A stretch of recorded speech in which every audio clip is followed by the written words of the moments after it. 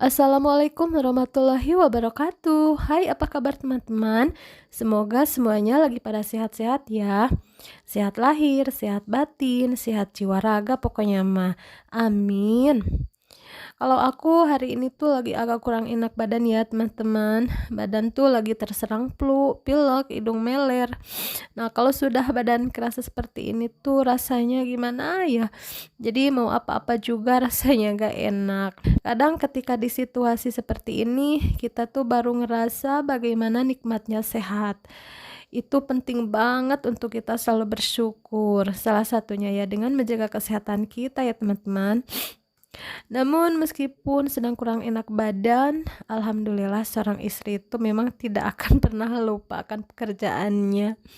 Ngerjain ini, itu, meskipun diem di rumah aja, tapi ada aja yang mesti dikerjakan. Seperti saat ini, seneng banget aku bisa masih sharing cerita aku lewat video ini ya teman-teman. Meski cuma kegiatan bersih-bersih, namun semoga bisa menghibur teman-teman semua. Jadi ini tuh aku lagi bersih-bersih dapur cemong aku. Kenapa bisa dikatain dapur cemong? Ini tuh karena penampakan dapur aku ya yang banyak cemongannya.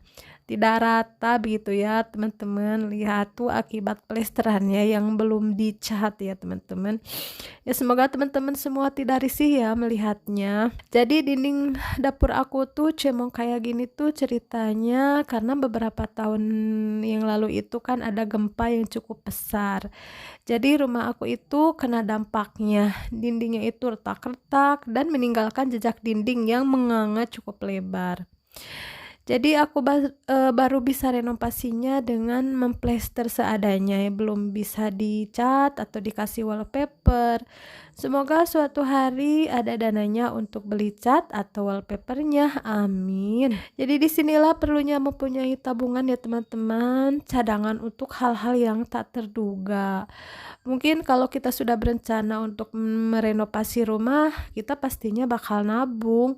Tapi kalau terjadi insiden yang tak terduga seperti yang aku alami ini, rumah terkena gempa, ya tentunya jadi kalang kabut kan cari dana untuk memperbaiki kalau misalnya kita tidak mempunyai tabungan. Jadi sebenarnya untuk dapur ini juga bukan tidak aku urus ya teman-teman, tapi aku lebih memprioritaskan dulu gitu untuk memperbaiki yang kerusakan yang di ruang tamu gitu ya. Dan memang cukup menghabiskan dana yang cukup besar untuk memperbaiki dinding, memplester, mencat, dan dikasih wallpaper juga gitu yang di ruang tamu tuh. Masya Allah, semoga tidak terjadi gempa lagi tuh ya teman-teman, amin. Meskipun memang sekarang pun masih sering ya terjadi gempa, namun semoga bukan gempa yang mengakibatkan kerusakan gitu. Semoga kita senantiasa diberikan keselamatan dan selalu dalam lindungan Allah Subhanahu wa taala. Amin ya rabbal alamin. Mohon maaf ya teman-teman jika pakaian yang aku gunakan tuh kurang sopan kayak gini. Ini karena hari ini tuh terasa sangat gerah. Jadi terpaksa aku pakai pakaian yang pendek kayak gini ya teman-teman. Tapi aku masih pakai kerudung, Masya Allah. Ini ngomong-ngomong soal dapur, ini aku mau berbagi pengalaman juga ya tentang tata letak dapur aku ini teman-teman.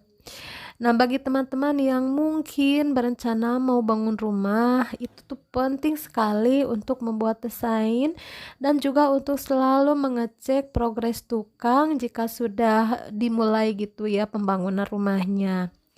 Nah, teman-teman bisa lihat ini untuk tempat nyimpen kompor aku tuh yang di atas tuh kan aku cuma pakai kompor yang satu tungku kayak gitu ya teman-teman. Nah, jadi itu tuh bukan karena aku tidak mau memakai kompor yang dua tungku, tapi itu karena memang kompor yang dua tungku itu tidak masuk ya teman-teman. Jadi untung saja aku tidak langsung beli kompor yang dua tungku. Kalau aku langsung beli tanpa ngukur dulu, pasti gak akan kepakai.